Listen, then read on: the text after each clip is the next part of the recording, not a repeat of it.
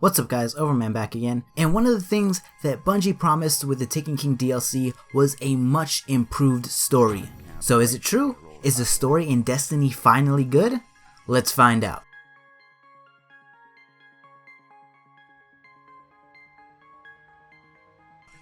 So I'm going to try to not spoil anything major in this review, and just by saying that, we already know that there's been some improvements to the story since for the first time ever, there are spoilers in Destiny. So anyways, the story starts off with Oryx and friends showing up, and things go from 0 to 100 real quick. And this opening cutscene actually reminded me a lot of Mass Effect, which is great for me since I really liked Mass Effect's story. However, this opening scene suffers because there was no build up to it. Some of our allies just pop off at Oryx as soon as they see him, and while they briefly mention why they do it, you won't really understand unless you look deeper into the Grimoire cards. Furthermore, something really big happens right here in the opening scene, and I feel like the weak story we've had thus far downplayed the significance of what happens here. It would have had much more impact if they had built up to this moment and gave those characters some more development before shit hit the fan. Also, this opening scene leaves you with some huge questions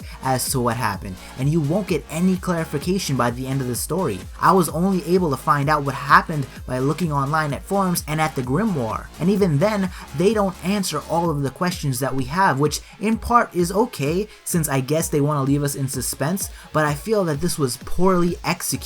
And of course, this was always one of the big problems with Destiny, that they left out too much to be filled in with Grimoire cards that weren't in the game. That being said though, this first mission has more story and character development than all of Destiny thus far. And while I had some gripes, I was pretty happy to see a glimpse of a much stronger story. And from here on out, the story is pretty generic and by the books for the most part. Like you've heard a dozen times before, Oryx is here because you killed his son Crota, and in the Taken King, you'll be fighting his army, and you'll find a way onto his ship to ultimately confront him. Nothing amazing or out of the ordinary here. However, there are a couple of things that save the story and greatly enhance the experience here in the Taken King. One of those things being new cutscenes. We've been asking for new cutscenes for some time now, and we finally have them. One of my biggest worries pre-Taken King was that they would give us cutscenes, but they'd be like the uninformative filler cutscenes that we got with the vanilla game. You know, like the one where the speaker tells you that he could tell you of the great battle, but he doesn't, or when the stranger says she doesn't have time to explain why she doesn't have time to explain. I'm happy to report that there are none of those here. The cutscenes actually serve a purpose in the Taken King. They enhance the story and develop the personalities of the characters in the story, which is the second thing that I thought saved the story in this DLC. Characters like Cayde 6, Eris, and Zavala actually have well fleshed out personalities now. Zavala is a stern by the books general, while Cayde is more of a rogue, childish, and playful character. And I can tell that they were trying to give the younger crowd someone to relate to, and I think that they succeeded with Cayde. And to an extent, I like him too. He's kind of the jokey guy. You know, he's not too serious, he's kind of playful, and at times he can be funny. And Eris is kind of just that weirdo chick in the story. But oddly enough, I did form a really small emotional connection to her because in one of the missions, you get a little insight into what happened to her before she got into the tower. She tells you her name that she had before she got trapped down in the Hellmouth and caught leaky eye syndrome. And I really like that because I started to feel for her a little bit, especially when she told me her old name. And this gives her character a lot more depth, and it makes me a lot more interested in her story and what she was like before she got trapped with the Hive and what that was like for her. Now, if you ask me who Cayde 6 was before the Taken King DLC, I would have no idea. But by the end of it, you know exactly who this guy is. He's the Hunter Vanguard, but he longs to be out there in the action again. He plays a pretty big role in the Taken King. He's going to be your main helper in fighting Oryx. As part of his personality, he makes a lot of jokes, and I find that they're really hit or miss. Early on, he makes fun of Eris a little, and I thought that was pretty funny, and I'm pretty sure that's going to be his iconic line from now on, the same way Dinklebot had, "We've woken the Hive." But other times, his jokes feel pretty cheesy. At one point, I was looking for one of his hunter friends and they were having some cheesy banter going together, and his buddy makes a bad breath joke. Like, what is this, 1995? Who the hell makes bad breath jokes anymore? I mean, seriously, come on. But thankfully, as time goes on, he lays off the cheesy jokes a bit, or maybe I just got used to them, I don't know. But this banter between characters is something that features heavily in the Taken King story. All of the characters have different ideas on the best course of action, and they all give each other a little shit here and there, which I thought was nice since it fleshes out their personalities a bit more. Now, speaking of personalities, let's talk about Oryx, the first villain in Destiny to have a personality. All of the bad guys thus far have been silent generic baddies with generic motives, who were just supersized versions of enemies you've already faced. But saying that is kind of funny to me because Oryx isn't much better than these guys. He's just a baby step ahead of them. Oryx will actually talk to you, which is a first in Destiny, but his lines are as generic as possible. He basically just tells you, you can't beat him and you aren't worthy, in some super deep voice that I can't emulate. You are the last hope of the light. I have taken entire worlds. You are not worthy to face me. And that's it. And his whole motive here is super generic too, just like the rest of the baddies. He just wants to take over everything. Boring. And outside of being mad that we killed his generic ass son, he has no personality. And once again, he's just a supersized version of an enemy that we've already faced countless times. Except he has wings. I guess he's been drinking some of that Red Bull then, huh? And while a baby step is better than nothing, it goes without saying that in the future, villains need to be fleshed out properly. None of this generic bad guy crap, because it kills a big chunk of the story. Can you imagine how worse The Dark Knight would have been if the Joker wasn't such an interesting villain? What would Far Cry 3's story be if Voss was as generic as Oryx? And I can say the same for Pagan Min in Far Cry 4. But for the final positive thing I want to say in this review is that now it's extremely obvious that something tragic happened to the vanilla story pre-release. I mean, it was fairly obvious before, but even more so now, because you don't go from absolutely no story to this just like that. I'm sure they had a solid story ready to go for the vanilla game, but then something happened and then we got that steaming pile of poopy that they called a story thus far. And it makes me sad that we never got to see the old story, because that was written by the guy that did Halo, and I've heard some pretty good things about Halo's story. But even now, I can see that Bungie is capable of writing a good story, and with some improvements, I can see them taking the story to the next level. So, thumbs up for Bungie. I know I normally give them a different finger, but for today, they get a thumb. Now on to the negatives, of which there are quite a few despite what some are saying about the story. Yes, The Taken King was a huge leap forward from the old story, but the old story was so far behind industry standards that this leap, in my opinion, has put Destiny on par in terms of story. I don't think it's the 10 out of 10 story that a lot of people are making it out to be. Now, like I talked about before, there are a lot of unanswered questions in the Taken King story right off the bat. In that opening scene, something huge happens that should have major implications on the Destiny universe, but it's never treated as such. It barely gets any attention at all, which seems crazy to me. I was super concerned about the outcome of that cutscene, but it seemed like I was the only one. No one else seemed to care too much. I mean, it was briefly discussed, but then it was quickly passed over. I thought that this was a big miss for the story. Not only should they have built things up to that opening scene a bit more, but they should have expanded on the outcome of it a lot more, since it's very important to the universe. I'm honestly worried that the opening scene was merely a setup for a future DLC that we'll have to shell out another $20 for just to have some insights on what happened. Also, I had a few questions at the end of the story as well. Someone shows up after the final mission and I'm like, what the hell? How did you get here? Didn't your ship get wrecked? And that question is never answered. And then the person takes something, and this cutscene makes this NPC seem really suspect. I was really questioning that person's agenda and motives after this, because it really made them seem like a bad guy for taking that object. But then later on, they give you the object and it turns into a quest. It totally killed all of that drama and suspense that they set up, and I was pretty disappointed to say the least. But I guess at least I got some answers? Another thing I was disappointed about was the length of the story, which was about 4-ish hours, I want to say. Now after you're done with the story, a buttload of quests open up that I haven't even finished yet. But that's not what I'm talking about here. I'm talking about the main storyline. Like I said already in this video, I felt like the opening scene could have really used some build up, and that would have extended the storyline a bit more. But the thing that left me scratching my head more than anything else is that this entire story and universe is centered around the Traveler, and he isn't featured at all in this DLC. And we know Jack Diddley squat about the Traveler, and we don't learn anything about him either in this expansion. And the guy who's called the Speaker doesn't speak at all either. I briefly saw him mentioned in one of my quests, but when I went to go see him, he had nothing to say. So much for being a speaker, I guess. I'm happy that the Vanguards and Eris got the character development that they did, but these two are supposed to be the most important people in the story, and we know next to nothing about them. An hour or two of investigating the Speaker and Traveler would have made for a much more satisfying story. Especially since a lot of us are wondering if the Traveler and Speaker are actually evil and plotting against us. And I know that was revealed in an unofficial Reddit post, but still it's something that a lot of us have on our minds.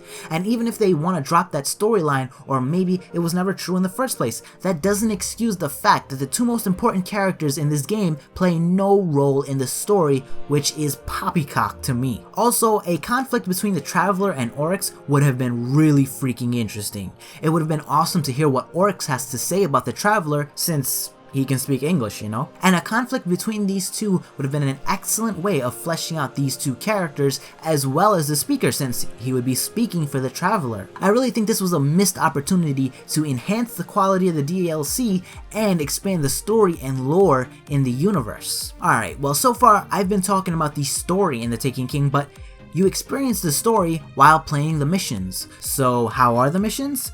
Well, for the most part, it's exactly what you've come to expect from Destiny. For some of you, that's a good thing, and for some of you, it's kind of a bad thing.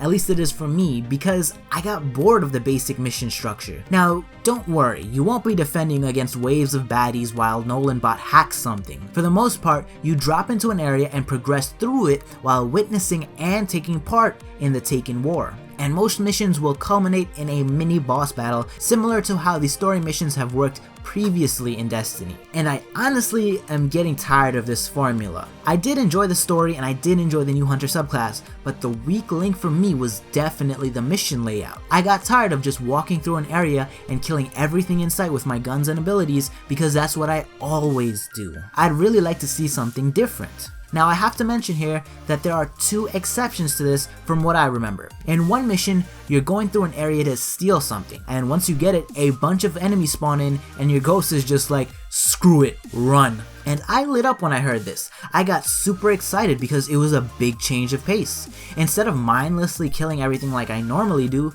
I had to run away whilst being chased by a bunch of Taken, and as I'm running, a bunch of regular enemies are there and I'm like, oh shit. I'm sliding and jumping around like a madman trying to dodge enemies that are in front and behind me, and I keep running and eventually I realize that the baddies aren't behind me anymore. But I liked being chased, so I slowed down and I killed the enemies in front of me and I waited. But nothing happened. The enemies just stopped chasing me and I'm like, what the fuck? I just made it out of there with something super important and you guys just stopped chasing me all of a sudden? What kind of BS is that? And it's not like you guys lost me either, it's a straight shot, you know exactly where I am. I was super disappointed by this, as that chase that I was having so much fun with was abruptly ended for no reason at all. And it just felt so cheap and lazy to me. Now right after this, you encounter a little bit of a puzzle. You need to find the relic and use it to open the locks on the doors, and I'm guessing this is something that we'll be doing in the new raid. And like I said before, I'm all for something different. However, I think in this sequence, they really screwed up the pacing. I mean, it went from 0 to 100, back to 0 real quick. One minute you're running away from the Taken while simultaneously dodging enemy fire, and then all of a sudden, it's over and now you have to open some doors. I really would have liked to resolve that chase sequence and then naturally let the pace die down, and then open the doors with the relic. I know that this sounds like a huge nitpick, but in the moment, it really bothered me. Another exception to the standard gameplay experience was a stealth sequence. And I really don't have any complaints about this one. This was by far my favorite mission in Destiny, period. You have to sneak past a bunch of enemies and then you reach the final area and you have a pretty creepy sight to see. It's nothing super amazing or super scary, but if you play this one, you probably know what I mean. It was a pretty creepy sight to see and hear, and then they make you go right up to the creepy ass enemies, which was great. I thought that this mission had a lot more suspense and tension than any other mission in the game. And you know, I've played a bunch of other games with way better stealth gameplay, but I still had fun because, like I said in a previous video, I think Bungie needs to diversify the missions and strikes in this game because running through an area and mindlessly killing baddies is getting old. Now, speaking of killing baddies, as you probably know, the Cabal aren't very fond of the Taken, and they actually attack them. And when I saw this, I was really looking forward to teaming up with them, if only for a little bit, just so we can take out the Taken, and then we can kill each other. But nope, not here. In one mission called Enemy of My Enemy, Zavala straight up says, "Forget what they say about the enemy of my enemy, just kill everything in your way." I thought this was a big missed opportunity to change things up even more in terms of gameplay, and it would have been really great for the story. And I know some of you might be thinking that it'd be stupid since the Cabal are agents of the darkness and we're agents of the light, but it would have been a great opportunity for the two sides to learn something about each other. Like in Mass Effect, you learn so much by working with the other races. You learn about them, they learn about you, and it enriches the story and lore in the universe. But here, it seems they took the easy way out and just said kill them all, which is a shame to me. Also, something else that I think deserves a mention is that you'll be running through some old areas again and fighting some old mobs too. Just thought I'd mention that because that was a little annoying. Even though there's a good amount of new turf and new baddies to face, I still thought it was kind of annoying. Also, they recycled the Omnigul story, and they pretty much admitted to it. Some baddies are running up on Rasputin again, and you gotta stop them because, and I quote, "we don't want another Omnigul on our hands." I thought that this was pretty darn lazy on their part. They could have thought up a much better storyline than that. Alright, time for the final verdict. At this point, you might think that I hated the story missions in The Taken King, but I really didn't. I recognize that they aren't perfect and could use some work, but I actually enjoyed my experience with them. The story, even with its flaws, and the new subclass were pretty fun for me. But outside of leveling up the other subclasses and re-experiencing the story, I don't really have much interest in playing these missions again because I didn't think that the gameplay experience was all that. So in conclusion, I give The Taken King story a thumbs up. Not 2 thumbs up, I'll reserve that for when they implement the Grimoire into the game and really fresh out the story. But I think right now it deserves 1 thumb up and a pat on the back for a little encouragement going forward. Now that isn't a recommendation for me to go and buy The Taken King or anything. I still need some more time to accurately assess whether or not I think this DLC is worth 40 bucks. But so far, I like the story. And I also like some of the things about the endgame. But I really dislike some things about the endgame as well. But that's a topic for another video. Also, before I wrap this one up, I think I owe you guys a little bit of an explanation as to why I'm playing The Taken King. I know I've been really hard on the game these past few months, and I made it sound like I hate Destiny. But I don't hate it per se. I just strongly dislike certain things about it, and I, like many others, think that it could and should be way better. And I decided to play The Taken King and do some videos on it because I went out and talked a bunch of shit about the other YouTubers and pointed out why they aren't as reliable as they make it seem. And the sucky thing is that a lot of the people that were brutally honest about Destiny have left the game. Angry Joe is a perfect example. He ripped the vanilla game to shreds, and rightfully so. But then he stopped playing and moved on to other things. And I totally understand this. Joe likes to play and review a bunch of different games. And he moved on, like many others. I don't really blame anyone that does that. I totally get it. However, what happens is that you're left with a lot of these guys who are gonna sugarcoat things and way overhype the content. And that's pretty much been the situation in the COD community for the past few years now. So I'm aiming to be one of the honest guys in the community. Not to say that I'm the only one though, but I'd like to help you guys out that are still interested in this game but don't want to hear, OMG, The Taken King is so amazing, 20 out of 10 IGN, just the right amount of water, you know what I mean? Now, I don't want you guys to have me as your only source. I think you should have a few more perspectives. I'm just looking for a spot in your list as an honest reviewer. And I think I should have clarified that I didn't mean that all Destiny YouTubers suck. Cactus HD is a perfect example. While I don't agree with everything he says, I value his opinions because I think that they're genuine. So he gets a spot in my list of reviewers. And I have others like Total Biscuit, Techno Viking, Angry Joe, Batman, and Ali A. Just kidding. But you get the picture. I'm advocating that you have a group of people that you look to as reliable sources on gaming information and news. And I'm gonna stop rambling and cut it here.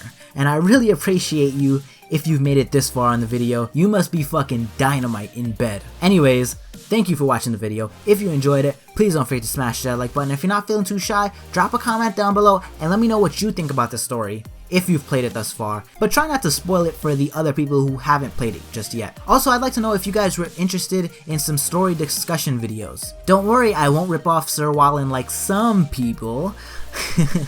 Nah, I'm playing. But yeah, let me know, because I definitely want to make a spoiler discussion video on the Taken King story at some point, because there's a lot of things that I'm interested in and some things that I want to talk about. But yeah, anyways, subscribe for more videos like this in the future. That's it for me. Overman out.